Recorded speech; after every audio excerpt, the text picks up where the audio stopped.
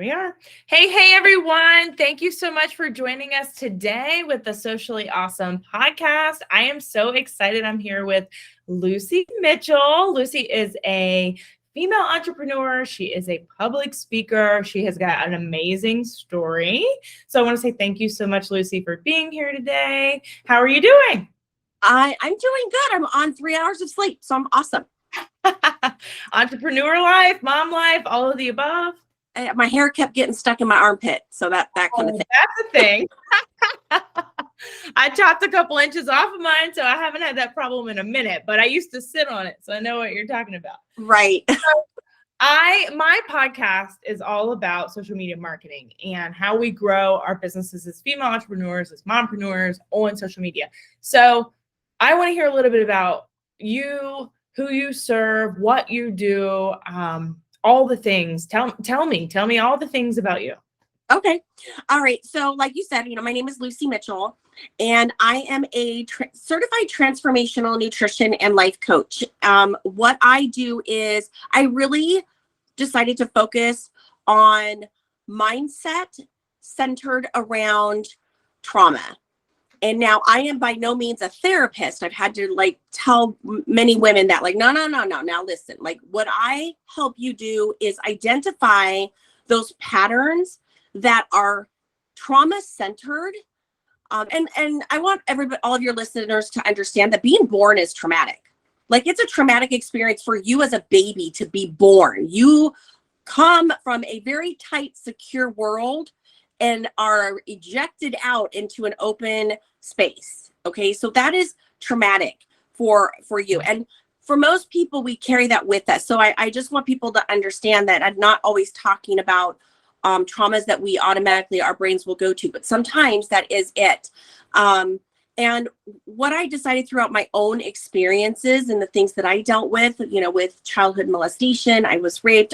My first husband was verbally, emotionally, and physically abusive. I turned to food, alcohol, and drugs in order to cope. And I was able to work through that in holistic ways and heal. And I decided to become a coach to help other women do the same. And that way they could step into their truest version of themselves. Because a lot of times we get stuck. We get stuck in that trauma. We feel that that's our new identity. We are now the abused person. We are the molested child. We are the abused wife. We are the abused woman. We are the thrown away piece of trash. And that's not who we need to be. And so when I decided to become this coach, because I worked through it myself by working with a nutrition coach and by working with a life coach and healing my relationship with food and healing my relationship with myself and forgiving myself, I was like, I need to be able to do this for other women. And the best way to do that is not only by going to school and becoming certified, but also utilizing social media as a way to share that I have this love, this coaching practice. And I'm here to help other women because there's so many out there that are they're just stuck. They're just stuck and they don't know how to step into that next level version of themselves. I love that. That was a lot to unpack for you. No, that is a lot to unpack. That is, but as someone who, I'm also in the health and wellness space, and as someone who has been through food therapy, I would have never connected that to trauma. I always just assumed I had a compulsive issue, but there might be some trauma that led to that, whether it be some sort of bullying in the past. You've got a lot of different things that happened to you as a child. And I love that you brought it back to we were born that way. So if we're not working through that as a child, which most people probably aren't, they're told to do X, Y, Z as a child and just be a good kid and get good grades. No one really talks about the transformation as a child. So tell me a little bit about how you overcame. I know you said you worked through that with your own coach, with your own therapy, and decided to use that as a career to inspire other women. But what are some ways that you currently use that as a coach? What does, if I was to come to Lucie Mitchell and say, I want you to be my transformational coach, I've been through trauma, I need help. What types of coaching do you offer? Is it group coaching? Is it one-on-one? What does a day look like with your your people that you coach? So I do offer, I mean, I have a variety of different programs. I do offer group coaching. I think this level of coaching is better one-on-one because a lot of times it requires a lot of vulnerability. You have to realize that, especially as women, we have a very intimate relationship with food. And we have a very intimate relationships with ourselves and our bodies. We are our own worst critic. Like, we are the harshest on ourselves without ever saying a word, because it's all in our minds. Before anyone is even allowed to tell us that we look great, we've already beat ourselves down.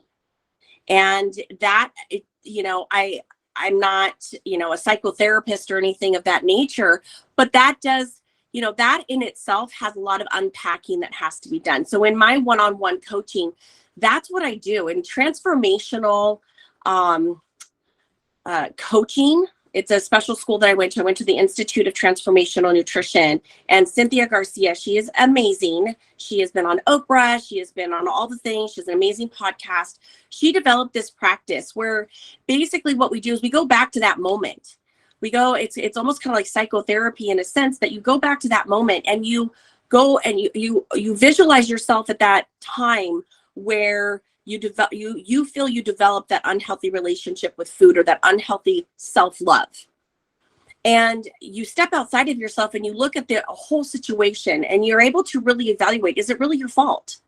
Is it really your doing? And a lot of times women are able to see this doesn't have nothing to do with you. Like, food cannot make you feel a certain way.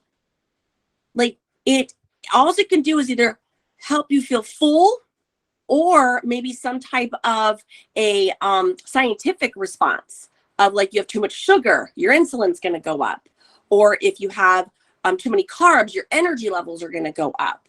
If you have too much protein, you're going to, have that. It's some type of physical response, but an emotional response it cannot do. That's all you having a trigger in a sense. And so that's what I do, is like, when women come to me and they're just like, I just feel stuck.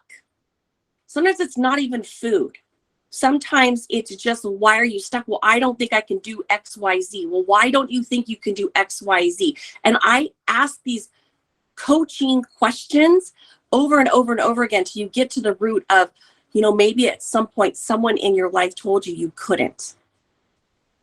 And then I say, well, is that person right here, right now telling you can't? No. Then how does it affect your decision now?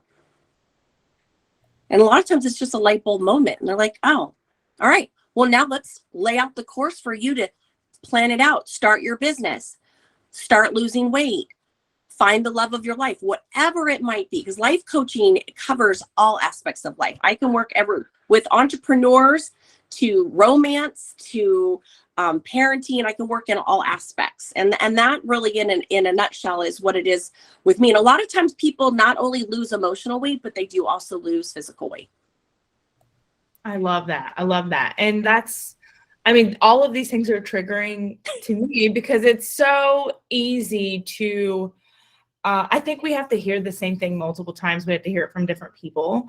And my personal therapist that I have worked through, which, I guess I can say this because it's my confidentiality, right? But she asks me often, when I binge eat, or I would have a binge eating episode, she would ask me, what are you thinking right before you go to the kitchen? What are you thinking? And I'm like, I don't know. It's mindless. It's become a habit. It's whatever.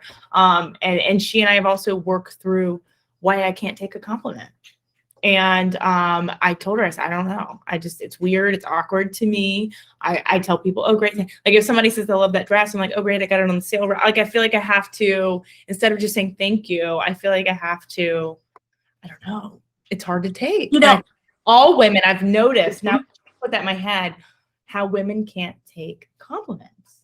I think, and I have to tell you, because I was the exact same way, and I have two different really quick stories to share with you on both topics. One, I was the same way. I did not like a compliment. I'm quick to give them, but I would shut down, God, you're so pretty.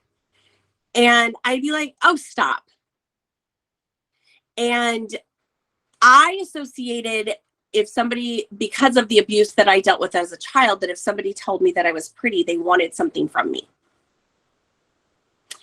And because I didn't find my own beauty. You know, my business name is Fierce and Beautiful Wellness. And the reason why I named it that 6 years ago was I'm 47, I'll be 48 next month. And it took 40 years for me to feel fierce and beautiful.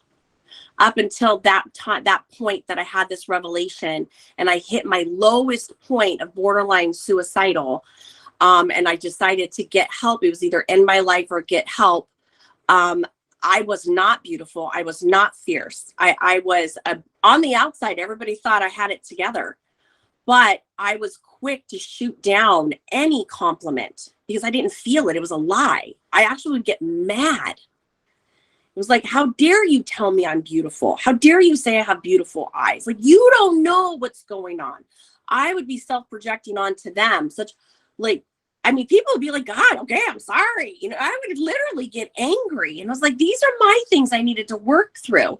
You know, the relationship that I had with food, you know, my father passed away 7 years ago from cancer suddenly. It was a very short diagnosis. Within 6 months of diagnosis, he passed away and I wasn't there. And I was on a plane. And when I got to the hospital and he was already gone, I went into basically shock. And for 4 years, I ate like he was alive. I ate what he ate to keep him alive. I developed a very unhealthy relationship with food. And I remember working with my nutritionist and she was like, you are going to become a diabetic. Why are you eating? My dad loved root beer floats with red vine straws. Okay. I mean, if that's not a diabetic coma waiting to happen, but anything that it would be like, oh, hey, James Bond is on. Daddy loved that. Go make meatloaf, mashed potatoes, and gravy, and we're going to have root beer floats and get the red vines and get the M&M peanuts.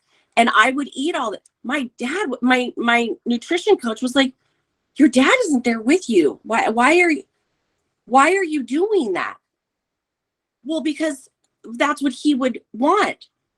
Do you think he would want you to eat that way? Well, no, but he would be with me if I ate that way, but he's not here. It's so emotional.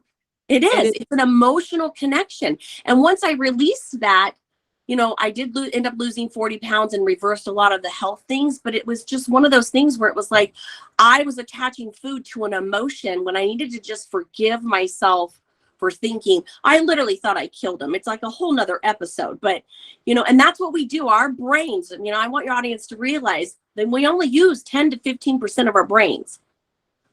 And you know, that percent, I swear, is not the smartest percent. Because like I said, you know, when that question's asked to me and trying to release whatever emotion is tied to my eating problems, I'm like, I don't even know. I've never been conscious enough of it to pay attention to what am I thinking about. I can tell you it's emotional. If I'm happy and I'm doing something that I love, I'm not usually like, oh my God, what are we going to eat? But I can tell you when I'm sad or I'm having a bad day or I'm overwhelmed, I'm like, ugh, and just go in the kitchen.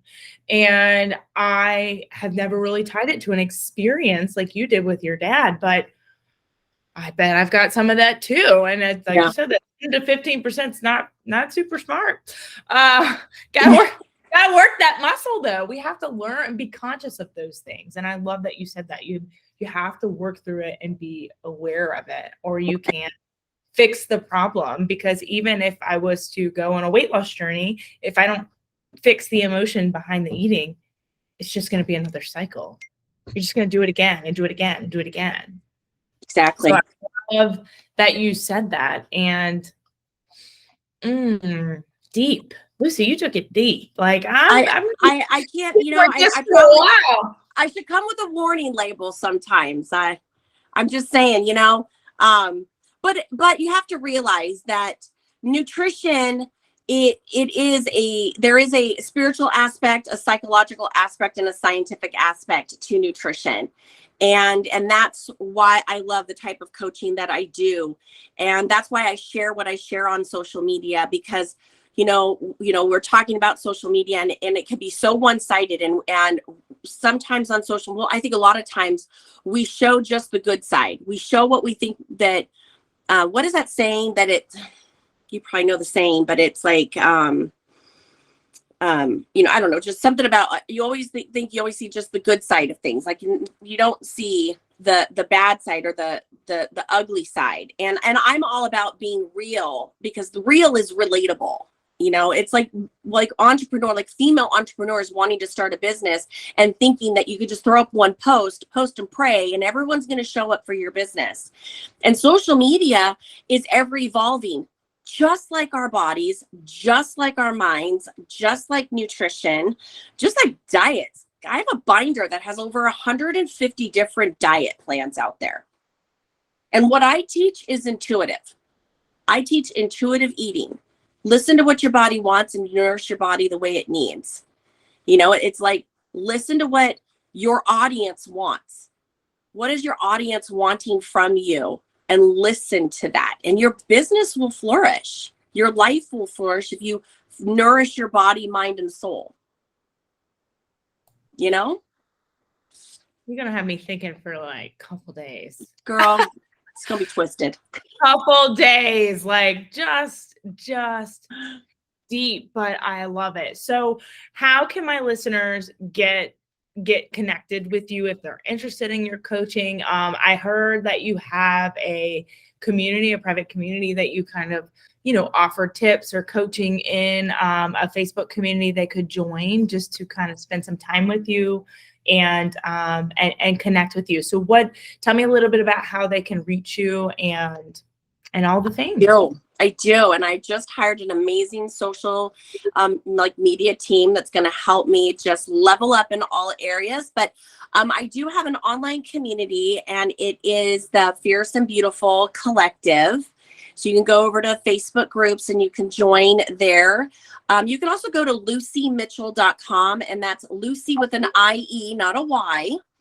I just revamped my website, so it's more fierce and more beautiful, and all of the links are there as well. But I've got a podcast, I've got newsletters, I've got blogs, I've got so many amazing things out there to just keep people engaged, but also keep people aware of the current trends and the way things are changing.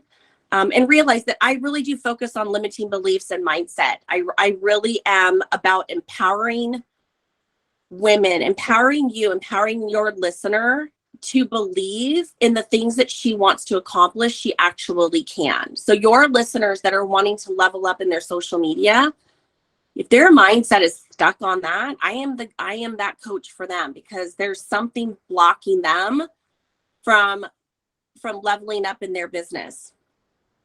And it's all about realizing that as female entrepreneurs, as females in general, we are a force to be reckoned with, and we need as many fierce and beautiful women out there. I love that. I love that. And for anybody that is listening, I will make sure I link that as well, just because in the search world, all kinds of things can pop up. So in the show notes, in the description, wherever this is, I will make sure I have Lucie's website and her Facebook and also her group links so that you can connect with her, because I think, and if you join my group, in the group header, you get a free 30-day meal and mood tracker. It is beautiful. It's got all kinds of things in it, but I'm not about tracking calories, but sometimes you just do need to write down a few things that you are planning out to eat so you don't go astray. Getting your goals together. I've been getting my goals together for Mexico at the end of this month. And I'm telling you, I am also one that I'm going to a point where I'm like, I don't want to be so restrictive that I'm tracking all the time.